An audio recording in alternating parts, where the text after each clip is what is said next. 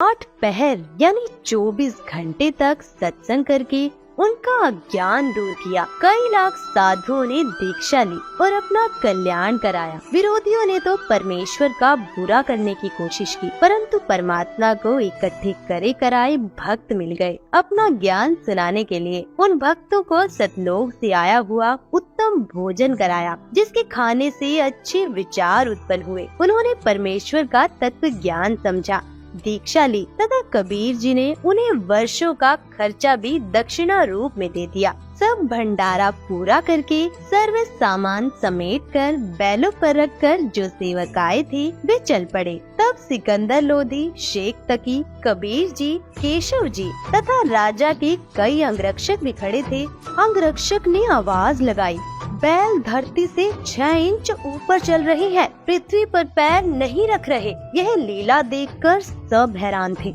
फिर कुछ देर बाद देखा तो आसपास और दूर तक न बैल दिखाई दिए और न बंजारे सेवक। सिकंदर लोधी ने पूछा, हे कबीर जी, बंजारे और बैल कहाँ गए?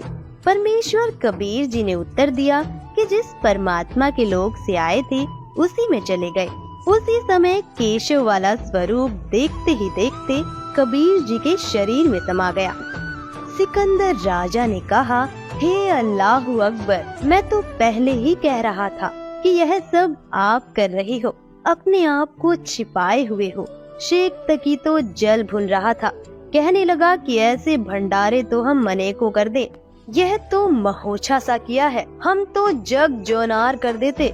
महोछा कहते हैं वह धर्म अनुष्ठान जो किसी पुरोहित द्वारा पितृदोष मिटाने के लिए थोपा गया हो। उसमें व्यक्ति बताए गए नग मन मारकर सस्ती कीमत के लाकर पूरे करता है, हाथ सिकोड़ कर लंगर लगाता है, जिसके घर कई वर्षों के बाद संतान उत्पन्न होती है तो दिल खोल कर खर्च करता है, भंडारा करता है तो खुले हाथों से। संत गरीबदास जी ने उस भंडारे के विषय में जिसकी जैसी विचारधारा थी यह बताई। गरीब कोई कहे जग जो नार करी है, कोई कहे महोछा, बड़े बड़ाई करया करें गाड़ी काटे ओछा। भावार्थ है कि जो भले पुरुष थे वे तो बड़ाई कर रहे थे कि जग जो नार करी है। जो विरोधी थे वो ईर्ष्यावश कह रहे थे कि क्या खाक भंडारा किया है, यह तो महोछा सा किया है।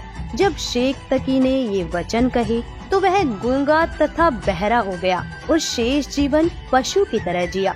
अन्य के लिए उदाहरण बना कि अपनी ताकत का दुरुपयोग करना अपराध होता है और उसका भयंकर फल भोगना पड़ता है। दर्शकों, अभी आपने देखा कि पूर्ण परमात्मा कबीर जी ने अपनी समर्थता का परिचय देते हुए 3 दिन तक 18 लाख साधु संतों को केशव बंजारा रूप में सतलोक से आकर भंडारा कराया था। और ऐसे ही दिव्य भंडारे को वर्तमान समय में संत रामपाल जी महाराज द्वारा 10 से अधिक सतलोक आश्रमों में साल में 6 बार करवाए जाते हैं, जिसमें पूरे विश्व को आमंत्रित किया जाता है।